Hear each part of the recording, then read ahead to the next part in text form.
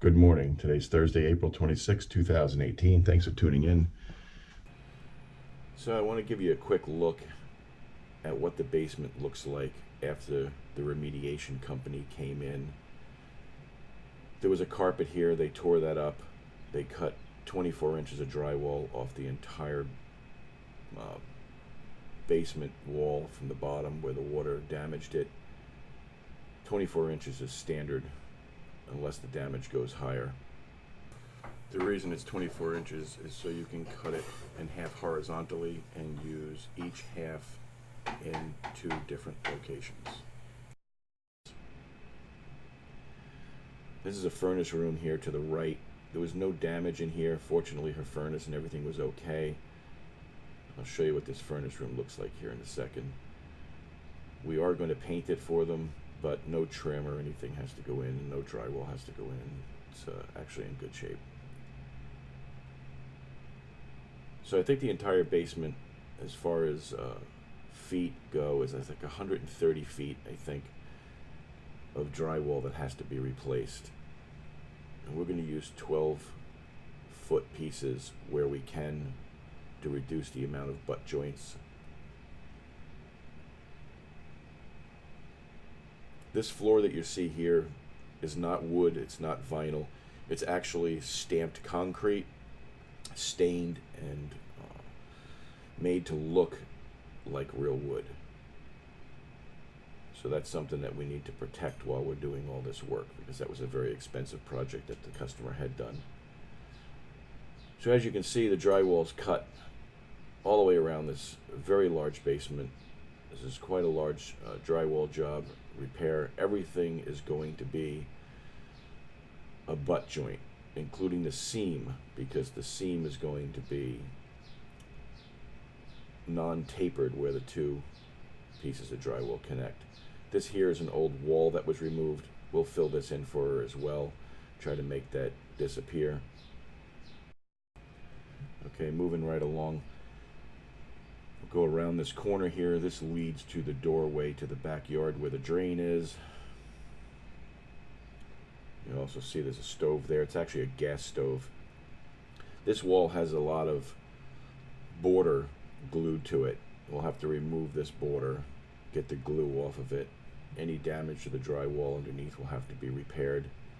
I already pulled a piece off today just to see how easy it would come off, and it really wasn't all that difficult. Once you get it started, it tends to go for a little bit before it tears. We'll be painting over this with what they call lazy gray. So it's a little bit lighter of a color than this brownish color. So we're going to have to prime it, put 2 coats. You see all the damage where they ripped the wainscoting off the wall. This is where all the glue was. They also didn't remediate behind the stove. They left a piece of the wainscoting there and the drywall around where the gas line comes in. So we're going to have to also take care of that. But all these little pieces where the glue ripped the paper off will all have to be repaired. I just want to give you this quick overview. You can see the basement, you can see how many angles there are, how much drywall is actually cut out. So we have our work cut out for us. I told her we'd be done in 7 to 10 days. There's just 2 of us working on this project, so I needed to give myself a little extra time in case I ran into some trouble. And I did run into a little bit of trouble on this. The remediation crew on every corner cut every stud with their saw. So I did have to put wood studs in there and rebuild things just to get the drywall to screw into something so it would be solid. But anyway, like I said, just an overview. You can see how much work there is to do here. There's a lot of angles, a lot of drywall, a lot of torn paper from the wainscoting glue, as well as the borders that have to come off, and then everything has to be painted right up the stairs into the living quarters, which right over there in that corner you see. So, without any further ado, let's get right into this. Okay, so this is day 1 on the job. We're insulating the exterior walls with pink insulation. Interior walls are not getting any insulation. we're not going to be able to have a camera going the whole time because we're on a deadline. So we're going to show you a little bit of live video and some clips like this. This is where we've got some of the drywall up on the bottom. Just started it, so we're not that far ahead on it. And as you can see, there's insulation on this exterior wall as well.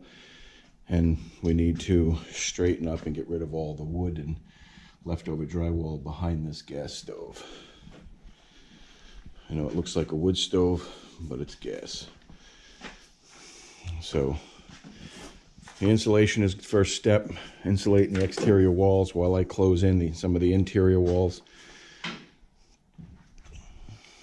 And Lenny is taking care of it. The gas is off, so it's just a matter of trying to get that out of there. We've run into some little bit of trouble. Whoever did the metal frame studding, they really did a horrible job with it. And in some places they affixed them side by side together instead of running an 8-foot piece to the floor. I guess they were trying to save money.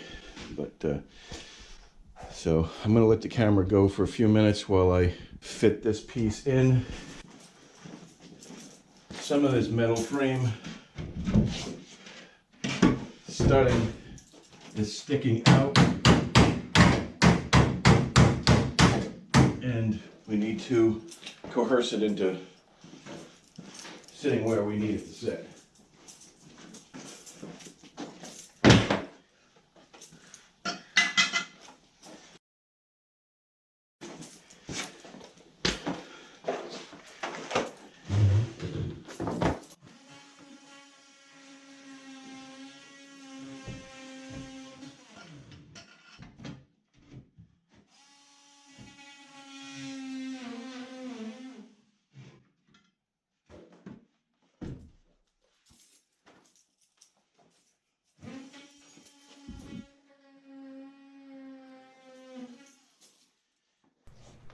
What I'm doing here is I'm just using a utility knife to cut the rough edge off of the drywall. Some of the areas that the remediation crew cut, they left it kind of like a fuzzy end on it, and that will show through the tape. So I just want to make sure that I get that all trimmed up good.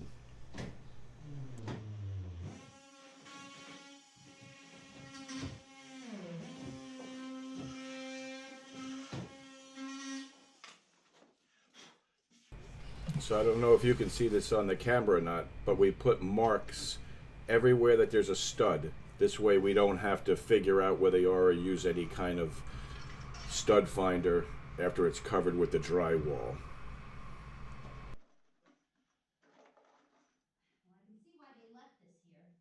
Yeah, because they didn't want to deal with it.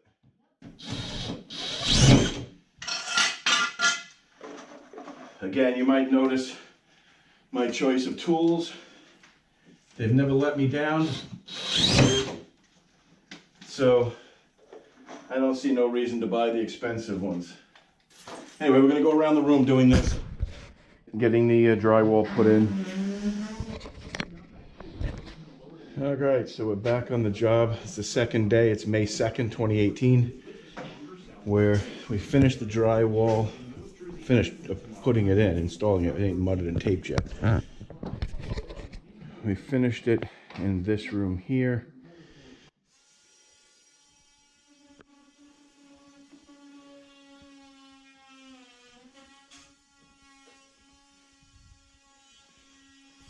This is done too. This is a piece lying in front of it. And now we're working on this side of the room here. And Lenny's putting that together over there and cut out for the access panel to the sewer clean out. This is a big, long 24 or 23 foot wall that we got that drywall on. We still have to put a piece here on the end of the closet. And tomorrow we're going to do this wall first, then the other side of this wall.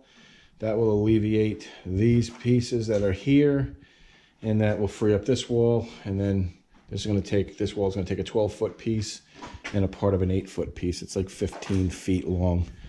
She got this corner put together today, as well as many other things. All of these glue marks that you see here, she'll be working on tomorrow. We worked together on this piece here. This is a 12-foot piece that runs from the door with one outlet and one seam here, and then goes behind the wood stove, the gas stove, and we notched underneath of it so that it would slide over the gas line. And we have a piece under the stove right there that we're gonna fill that in when we put some Durabond in there, and it'll hold that in place. It's not a hollow hole, I've got a piece of wood behind it. Well, good morning. We are back here again, as promised. It was only a split second for you, but we actually got a somewhat good night's sleep before returning. Got this 12-foot section put on here. The outlet cut. This one here had an outlet that was just dangling, so we took it out. We're going to use an old work box and stick the outlet at the same height as the other one. Meanwhile, on the other side of the wall, Lenny is removing all of the adhesive from a mural, for a border that was here. It was a 18-inch wide border, this white section. I'm going to take a break here from this after I show you how this box goes in. I took a level. I measured down to the same height as the other box, made a little mark, put a level on here, made a level line, took the box, put it on that level line, traced it out, and now I'm cutting it out. And you just got to make sure you're not on a stud to use this box, because a stud would be in the way of it and you wouldn't be able to get the box installed.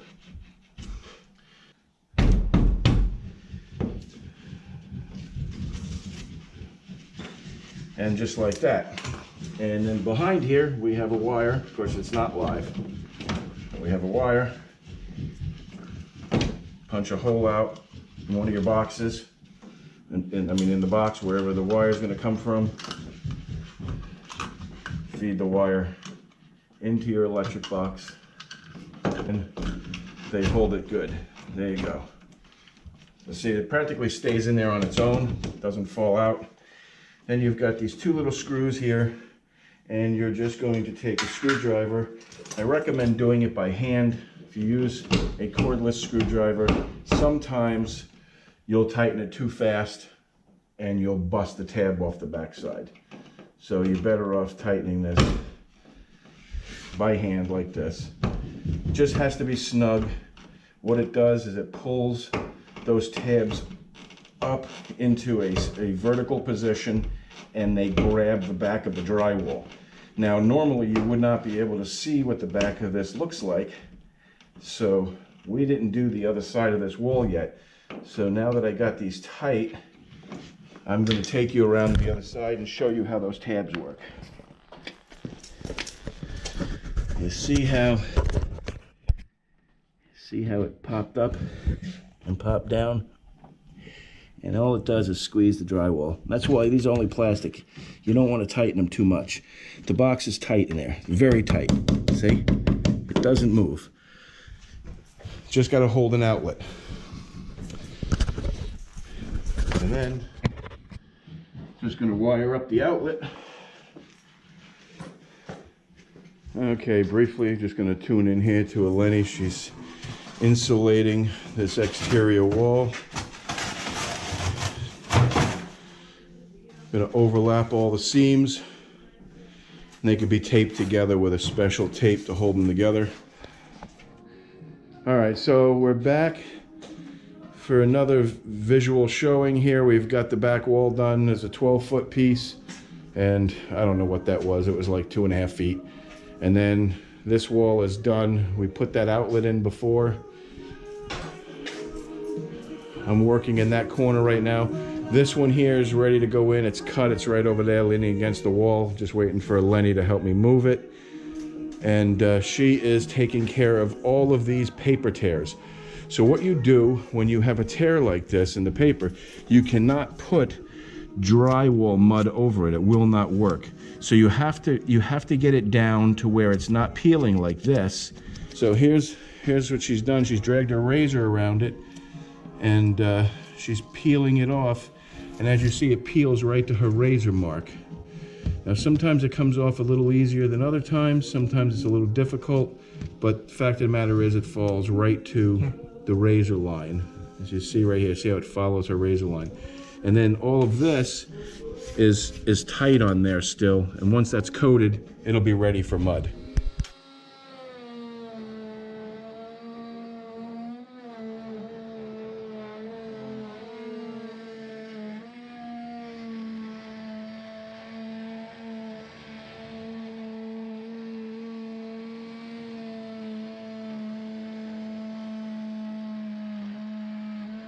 Okay, so I have another pro tip for you. This one I don't think you'll find anywhere else on YouTube.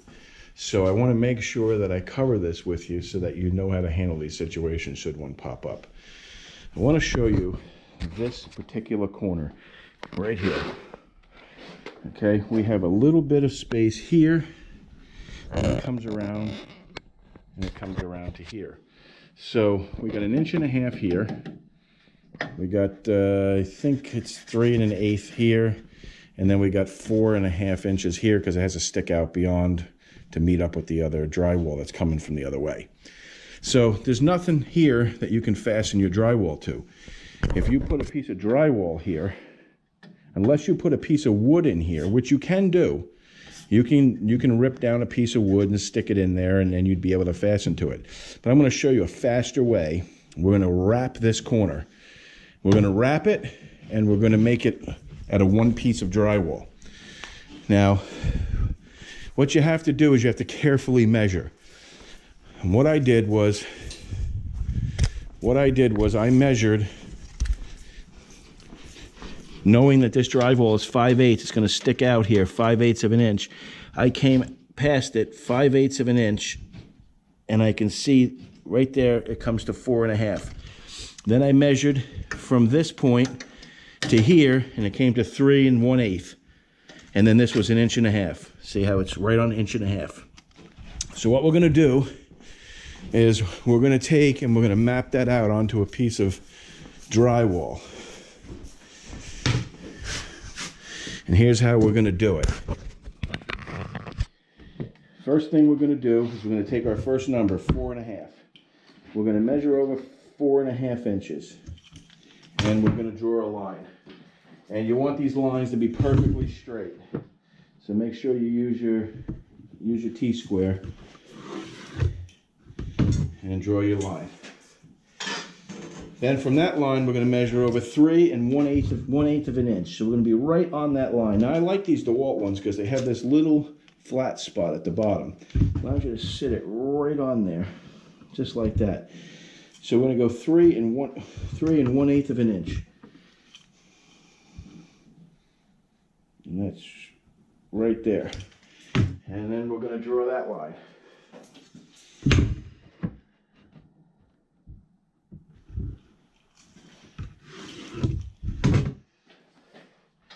Now this line is going to be 1.5 inches. I'm going to go right on that line, and we're going to measure over 1 1/2 inches, right to there. Now this line here, you're actually going to cut through the drywall. And this is the first cut you want to make. This is the first cut you want to make. Now you can draw a line, you don't have to. What I do is I keep the T-square here. I put pressure down and push that way to hold it up against here. And I will drag my blade right along the T-square. Just like that. Once you do that, set your T-square aside and cut through. Now this is 5/8, so it takes a little bit more to break it, to crack it, than than just one or two simple little passes. So then what we're going to do is going to take it off to the side here, and we're going to snap it, hold on to it because we want to keep this piece just like that. Now you've got a piece with your lines on it that you did before. You're going to put your T-square back, make sure it's right on that line, and you're going to cut here, following your T-square, perfectly straight line. And you're going to do the same with the line, the next line over. I got to turn this around because it's a little easier for me. And you want to follow your T-square right to the end. Now the difference with this is you're not going to cut these apart. You're just going to make your groove deep enough so you can snap it, but then you're not going to cut it.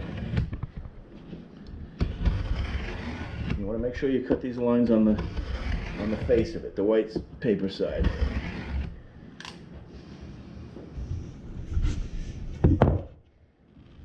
Carefully snap like that, fold it all the way back, and then snap the next one. That creates a wrap. Let's go see how it fits.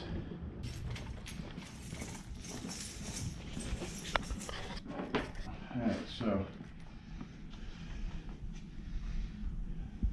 this will go here, that'll wrap there, and that'll wrap around there, just like that. And then this is held together by the paper in the back, and the corner bead will go right over this and hide that whole entire seam. You'll never know it was ever there. And that's how you wrap a corner. And it's wrapped on all the sides now, just like that. Okay, this is after the first day of pre-filling with Durabond and following up with the taping coat. All of these walls have been taped. They're all butt joints. Even the seam is a butt joint. We filled in all the nail holes, screw holes as well. All the corners are taken care of, inside and outside corners both. This took us about 4 hours yesterday. Okay, so this is the end of the second day of mudding. You can see we've spanned it out about 20 inches from the seam. At this point, some of it still needs some touch-up work and vigorous sanding. Some of the walls are extremely crooked, but we've got the 20-inch seam in most places. Hit everything again one time.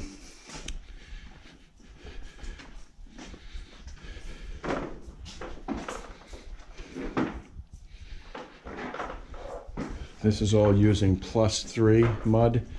It's very easy to sand, so you can easily make things match in together with little effort. So if you need to patch something, in the beginning I would use Durabond 90 or some of the Easy Sand products that are like 20-minute muds, the hot muds, 45-minute muds, or even a 5-minute mud. Then after that you can use the +3.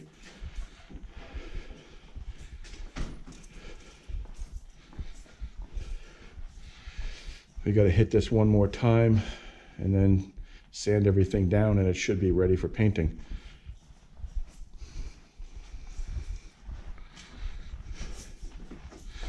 It's another beautiful sunny day. The best part about this is the work for today is done. It's 11:30 in the morning. And that means the rest rest of the day, I am going to relax and do something that I want to do. Maybe I'll clean the shop out. It's already tomorrow. It's Thursday, the 10th of May, 2018. We're getting ready to leave here. We've hit all of our butt joints, which may surprise you, but there's only 3 butt joints in all of this large basement. And the reason being is we used 12 footers where we could use 12 footers. We used 10 footers where we could use 10 footers. And we used 8 footers where we could use 8 footers. So you have a butt joint here. You have another one right over here, which you can probably see just to the left of that outlet. And we have one right there where the 12 and 10 connect together to the right of that outlet. The rest of it, there is no butt joints. So we've got 3 butt joints, several corners, irregular corners, and we also have the seam that was all the way around the entire basement, 2 feet off the floor. So we've hit all this with a final coat of mud, and we will come back in next Tuesday. We're going to sand, one final sanding, then we're going to prep for paint. Once the paint is put on, then we're going to trim out the doors and trim the floor, and we'll be done. Well, good morning. It is Tuesday, May 15th, 2018. So we're back here now. It's Tuesday, and we're sanding all of the walls for one final sanding before we can prime and paint. So I'm going to give you a quick shot of what it looks like. The sand, I like 120 grit 3M sanding blocks, the green ones, and I like to use them along with the +3 mud that you can buy at any one of your box stores. It's the blue top.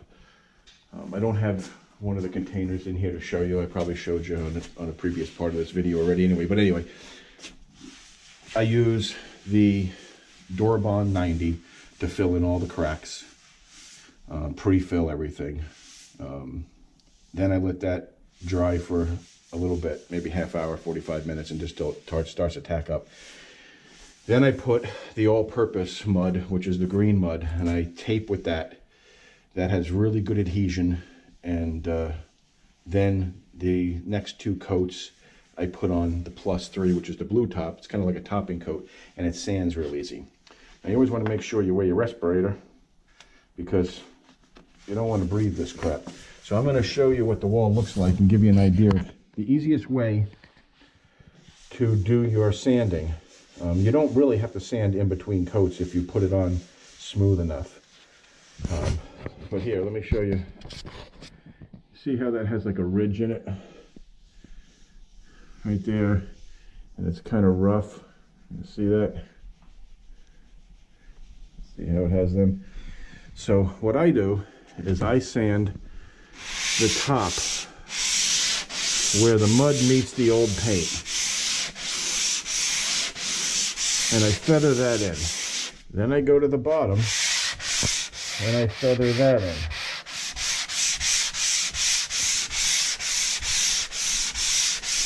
And once that's nice and smooth to the hand, you can feel it's nice and smooth, then I go after the things in the middle and just lightly sand it, just until it rubs out.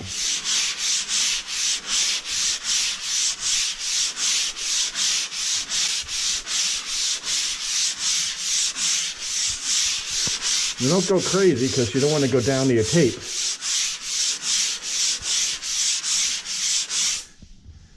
And now if you look at this, it's nice and smooth. You don't see any imperfections at all. The corner gets a little ugly from mud buildup.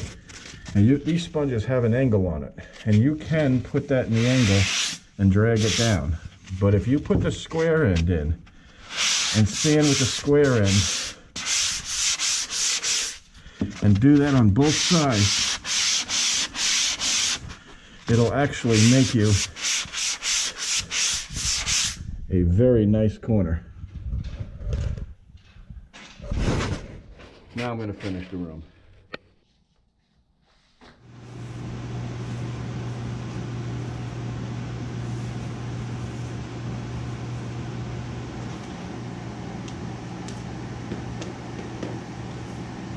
Alright, so what we did was we put paper all around so that when we're painting above, if it drips, it doesn't get on this floor. This floor is made to look like a wood floor, but it's all concrete, and there's a lot of money invested in this.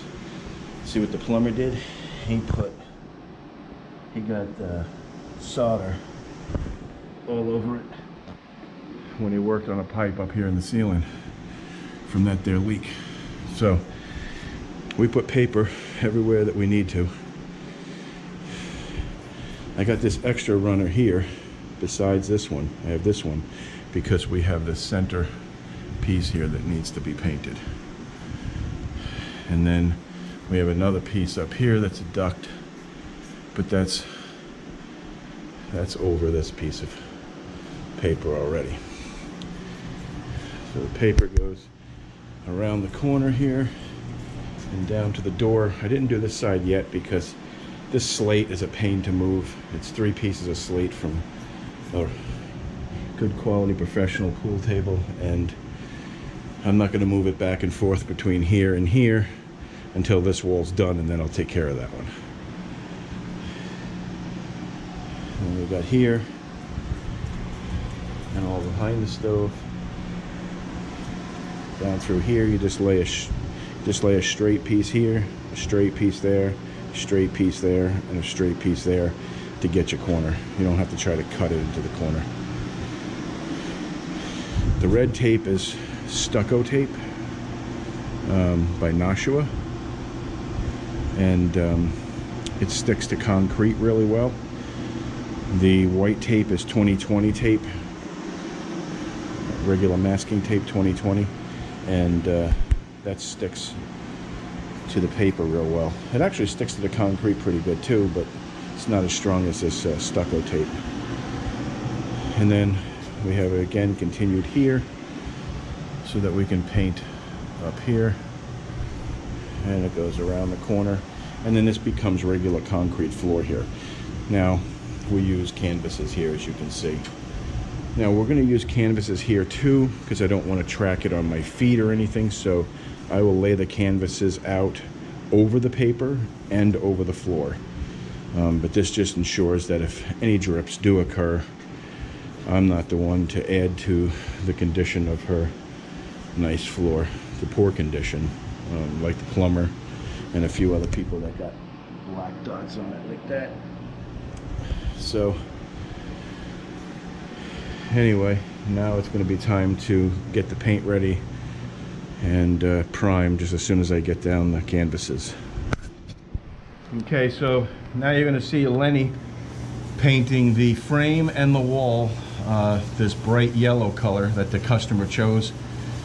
The frame and the wall are the same color. They are not white like the door casings.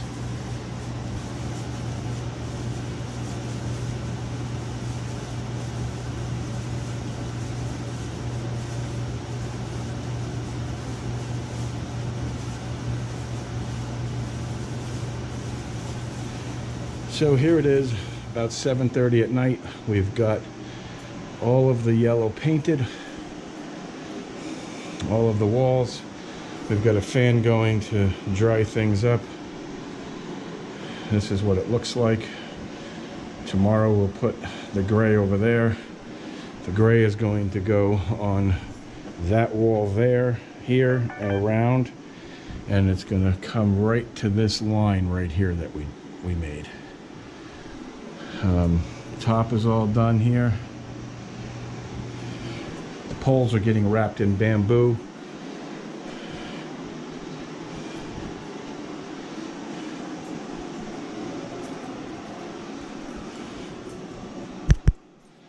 Probably the biggest pain in the butt with this job was painting up in here in the window, up in there. This is a cavity, it's kind of hard to get to. That and the stairs. The stairs are all done, all across. So tomorrow we'll get the rest of the painting done, and then got a little bit more yellow to do in this room. I painted this wall already here, the pole, and this here, as well as up in there where the bolt and stuff is, where the pole's bolted into the I-beam. Painted the closet right over to that corner. You can see where I stopped. So we got to do this wall and this wall, and then hold on, and then we got to put the trim on, and this job will be complete. Stay tuned. I'll see you tomorrow. Welcome to Thursday, May 17th. Today I did, this is all one coat here of the gray. This wall is 2 coats. This wall is 2 coats. This edge is 2 coats. I gotta move the slate to the other side when the wall dries so I can do that part. All here. All here. All here. Up in the window. Behind the stove. Some of it's still wet, so it might look like it's blotchy, but it's not. And now we're going to do behind the TV. And once we get to there, we're done with the gray, except for that center bar going across there in the center. To that point, it's done right to here, and then I just got to do this to there. And Lenny's going to start working on putting a second coat on all this over here, including this top part. So I'll let this record a little bit so you can see what we're doing. I'm going to silence the noise because you're going to be sitting next to a fan. Actually, I'll show you how I cut in real quick. If you watch, I take a lot on my brush and I clean the back side of it off. So I leave quite a bit on there, but there's nothing on that side. And then what I do is I put a splat of it right there, and then cut in right across to the top, just like that. Show you that again. Dip, clean off the back side, put a splat, cut in. This is a Worcester brush, an angled brush, and I really like the Worcester angled brush. It makes cutting in a lot easier.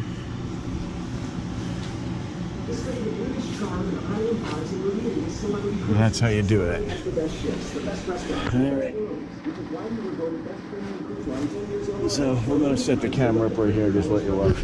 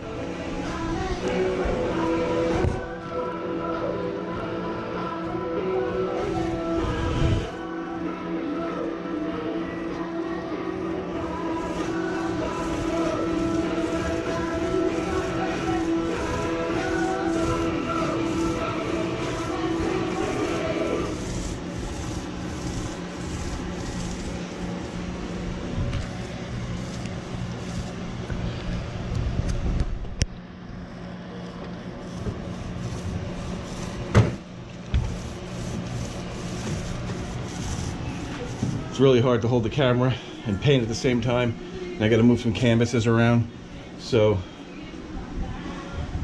you're going to see what it looks like when it's done.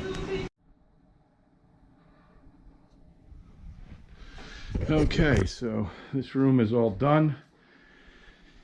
2 coats, This is the furnace room. When we come out, you've already probably seen this, but I want to show you the straight line that we painted in line with the wall, where the wall ends here, and it continues straight up. That's where the gray and the yellow meet to separate the rooms. Here's the yellow side, all cleaned up. We gotta clean the floor yet. We'll do that next week before we put the trim in.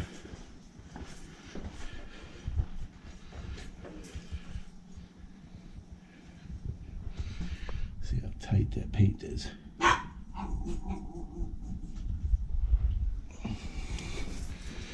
Alright, and then we come over here to the other side. We painted all this today. This little nook here. All of this.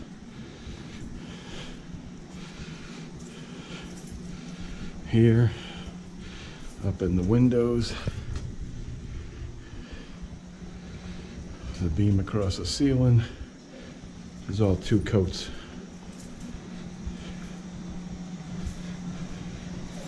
All of this behind the TV. The access panel has to be, the wall has to be cut just a little bit. You can see where the jagged edge is right there from the mud. I'm gonna cut that next week so we can pop that in there. All behind the stove.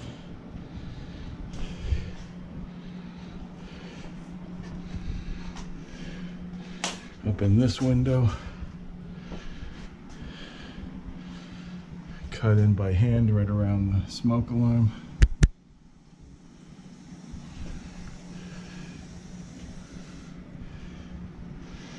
And that's it. That's it for today. We come back next week. We'll pick up all this paper. Lenny will clean the floor while I'm starting to install baseboard. And we should be done. Next Tuesday should be our last day here.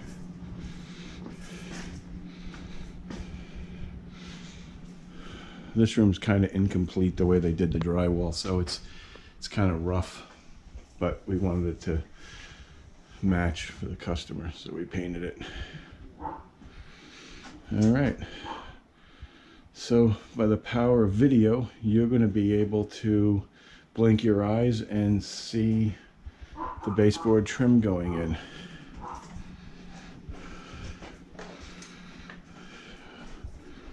Hopefully this is interesting enough for you.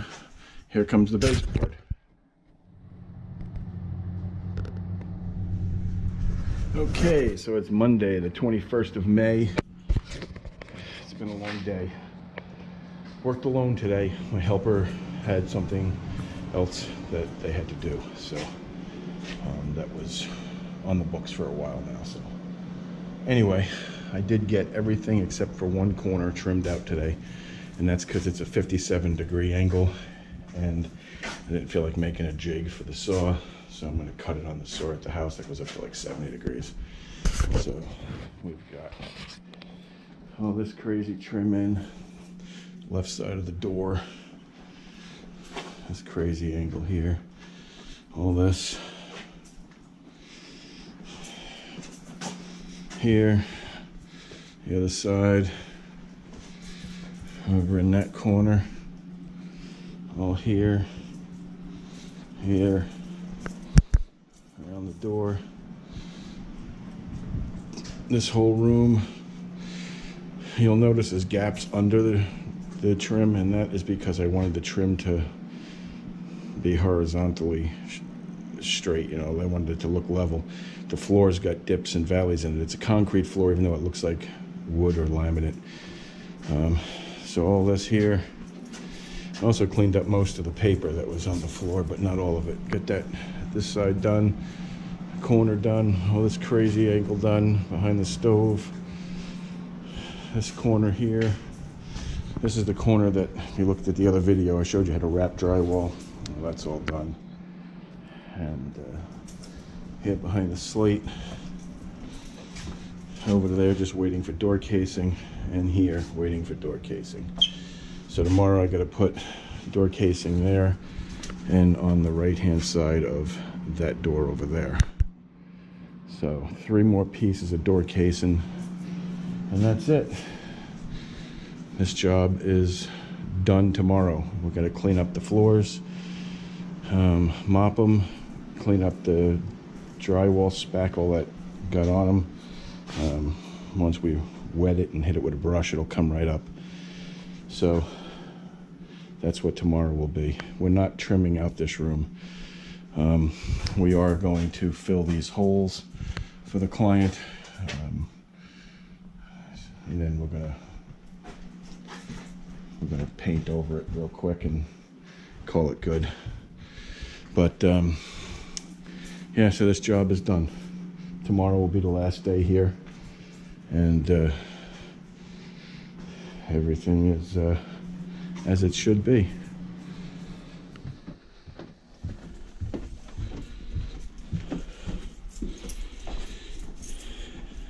So this is day 10. Everything is done. The baseboards are all painted. All the outlet covers are in, except for ones that were missing. She took the outlet covers off herself. I don't know where she put all of them. That's a 59-degree corner down there. That was a cut that I had to do at the house. I didn't want to build a jig for it, so the saw at the house goes up to 70 degrees. So I cut it there.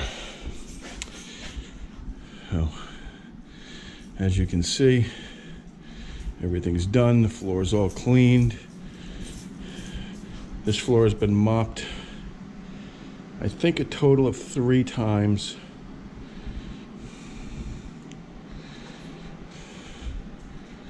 It's still drying. It's a little wet from the last mopping.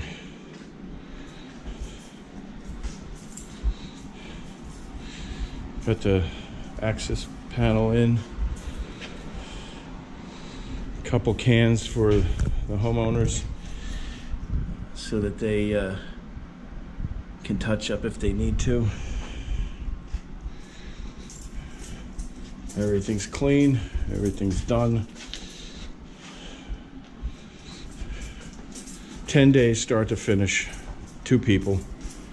I did have help from a friend of mine for 3 days, but it was only half days, like 3 hours here or there. Wasn't entire days. So there you have it. That's what it looks like completed. All right, now I'm going to show you a couple before and after photos of everything. And I'd like to thank you for watching.